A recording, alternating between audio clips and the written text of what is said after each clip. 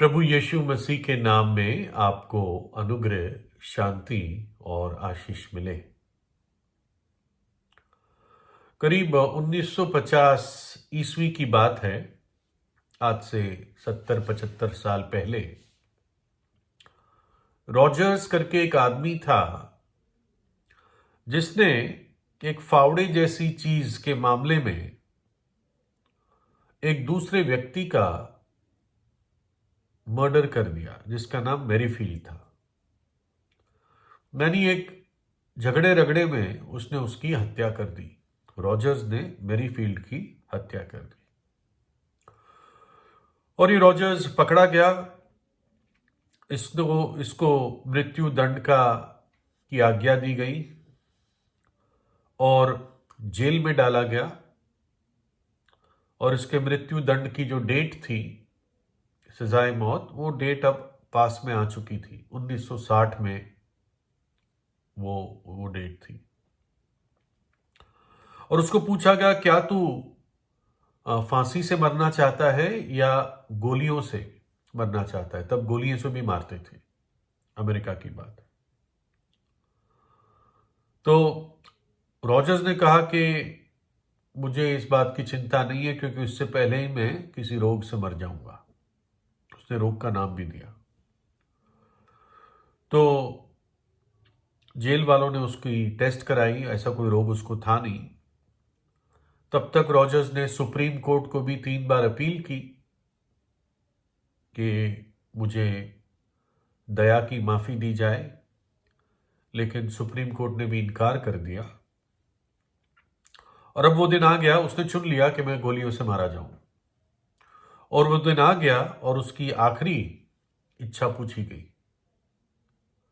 और उसने कहा, ठीक है, अगर मेरी आखिरी इच्छा आप पूछ रहे तो हाँ, मेरी आखिरी इच्छा है, मुझे गोलियों से मारने से पहले एक बुलेट प्रूफ जैकेट दी जाए।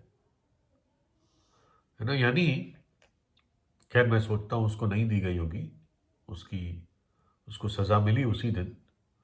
लेकिन कहने का मतलब है कि उससे कोई पछताव था नहीं और आखिरी दिन तक वो एक मजाकी मूड में था, बचना भी चाहता था। लेकिन जो उसने एक व्यक्ति की हत्या कर दी, इसके बारे में उसको विशेष कोई भी गिला नहीं था। एक और व्यक्ति था जिसका नाम पंजराम था। पंजराम। और जब ये अपने जीवन के आखिर में पहुंचा, ये गिरफ्तार हुआ, इसने बताया कि उसने 21 हत्याएं की है और करीब 1000 दुष्ट कर्म किए हैं। और कई सारी, जिस लेख में मैंने पढ़ा लिखा है, हजारों चोरियां और कई जगह उसने आग लगाई। जीवन भर उसका जीवन सब दुष्टता से भरा हुआ था। कहीं भी उसके जीवन में कोई भी दया का अंश नहीं देख पाते थे। और वो खुद कहता है, इन सब चीजों के लिए मुझे कोई भी आत्मगिलानी नहीं है, मुझे कोई खेद नहीं है। और जब वो आखिर में मर रहा था, तो उसके, आपको मालूम है आखिरी शब्द क्या थे? वो कह रहा था कि मैं, काश ऐसा होता कि पूरी मनुष्य जाति की एक ही गर्दन होती और मेरे हाथ उस गर्दन पे होते। है ना? ताजुब होता है कि लोग किस हद तक कठोर होते हैं। तीसरा और एक व्यक्ति था, उसका नाम गैरेट था। 1981 में उसने एक कैथलिक सिस्टर की हत्या कर दी। और जब इसको जहरीले इंजेक्शन से मृत्यु दंड दिया गया 1992 में, जो बहुत आज से दूर नहीं था, उसने कहा, मैं अपने परिवार का तो आभारी हूं, जिस परिवार ने मुझसे प्यार किया और मेरी चिंता की। लेकिन मैं अपने शब्दों में बता रहा हूं, क्योंकि उसने बहुत अपशब्द यूज किए। जहां तक संसार की बात है, दुनिया की बात है, दुनिया भाड़ में जाए। तो ऐसे लोगों के बारे में जब सुनते हैं तो पता चलता है कि मनुष्य का दिल कितना हद तक कठोर हो सकता है। और अजीब बात यह है, ये फिर भी एकदम नाश नहीं होते, है ना। मन करता है एक साधारण व्यक्ति को अगर कहा जाए तो वो जब इन बातों को सोचेगा तो ऐसा लगता है कि जैसे एक मिट्टी के मटके को या पात्र को तोड़ दिया जाता है, वैसे ही ऐसे कठोर लोग तोड़ दिए जाए। लेकिन परमेश्वर अलग सोचता है। वो फिर भी चाहता है कि ऐसा मनुष्य भी पश्चाताप करे और उसको पश्चाताप का मौका मिले। लिखा है वचन में, प्रभु अपनी प्रतिज्ञा के विषय में देर नहीं करता, जैसी देर कितने लोग समझते हैं, पर तुम्हारे विषय में धीरज धरता है और नहीं चाहता कि कोई नाश हो, वरन ये कि सबको मन फिराव का अर्थात पश्चाताप का अवसर मिले।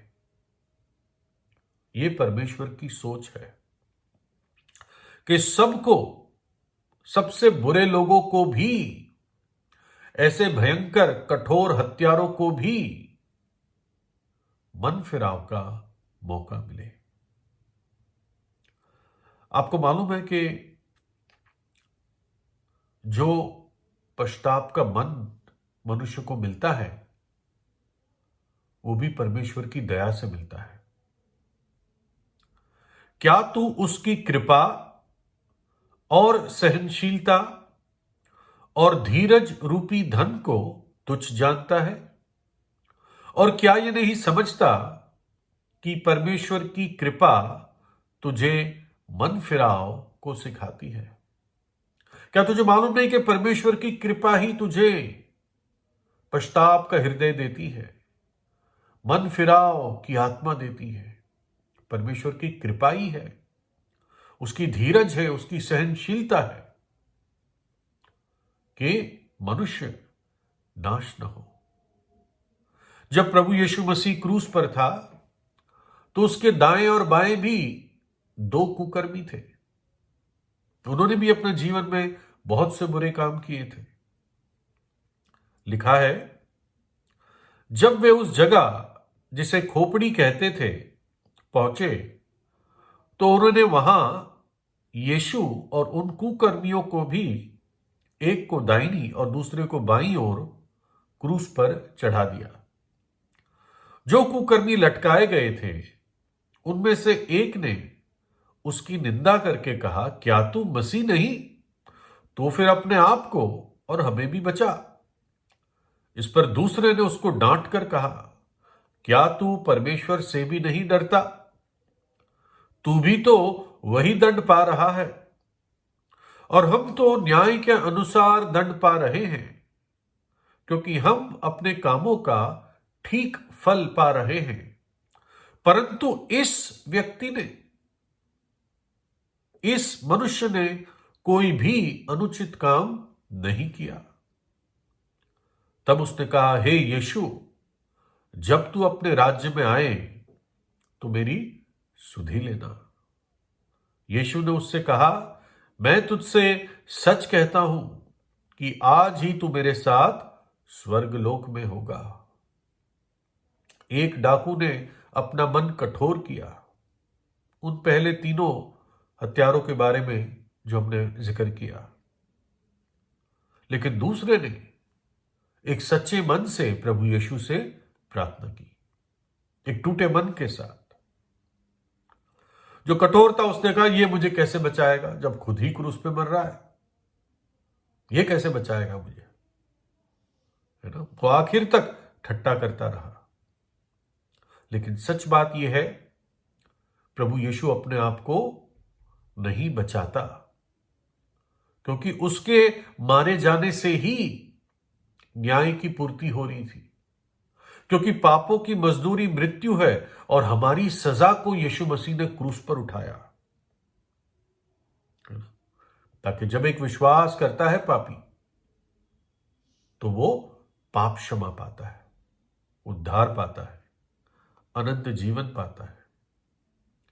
एक मेमने के समान प्रभु यीशु मसीह कलवरी के क्रूस पर वध हो गया। उसने अपना बलिदान दे दिया।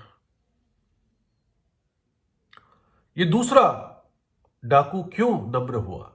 पहले ये भी ठट्टा उड़ा रहा था, लेकिन उसने वो शब्द सुने प्रभु यीशु के मुंह से, कहे पिता इन्हें क्षमा कर, ये नहीं जानते ये क्या कर रहे हैं। क्रूस पर इतने भयानक दुख उठाते हुए एक ऐसा व्यक्ति जिसने कोई अनुचित काम नहीं किया, जो पाप रहित था, जो जन्म से पाप रहित था और आखिर तक पाप रहित रहा, जो पवित्र पवित्र पवित्र था, उसको इतनी भयंकर उपद्रव इस पे कर रहे थे, सजा दे रहे थे, जबकि कोई पाप नहीं था। और फिर भी उसके मुंह से ये शब्द निकल रहे, पिता इन्हें क्षमा कर। और इसलिए इस डाकू का मन पिघल गया, टूट गया, और इसलिए वो कहता है, हे यीशु मुझे स्मरण रखना, बस मुझे याद रखना तू जब अपने राज्य में आए। और प्रभु यीशु ने कहा, तू आज ही मेरे साथ स्वर्गलोक में होगा, आज ही, बिना किसी डिले के। आज ही तू अनंत जीवन पाएगा। जैसे तू इस क्रूस पर अपने प्राण त्यागेगा, तू मेरी उपस्थिति में प्रवेश करेगा। तो अनंत काल तक परमेश्वर की उपस्थिति में रहेगा, जिसे मुक्ति कहते हैं, उद्धार कहते हैं, सैल्वेशन कहते हैं, नजात कहते हैं। हो सकता है आप सोचते हो, हम तो इतने बुरे नहीं हैं, हम तो चींटी को भी नहीं मारते। लेकिन याद रखें, कोई भी पाप क्यों ना हो, हर एक पाप की मजदूरी मृत्यु है। चाहे आपने एक पाप क्यों ना किया हो, ऐसा तो होगा नहीं कि एक भी पाप ना किया हो, क्योंकि बाइबल बताती है एक भी धर्मी नहीं है ना, कोई भी धर्मी नहीं है। और इसलिए पूरी मनुष्य जाति वो परमेश्वर के सामने दोषी ठहरती है। तो इसलिए अपने पापों से पश्चाताप करें, अपने मन को कठोर ना करें जब पवित्र आत्मा की आवाज को सुनते हो, परंतु प्रभु यीशु से अपने पापों की क्षमा मांगे। जहां पर भी आप हैं, अपने दिल की गहराई में, है ना, ये जीवित परमेश्वर के साथ संबंध की बात है। प्रार्थना कीजिए, प्रभु यीशु आपको आशीष दे।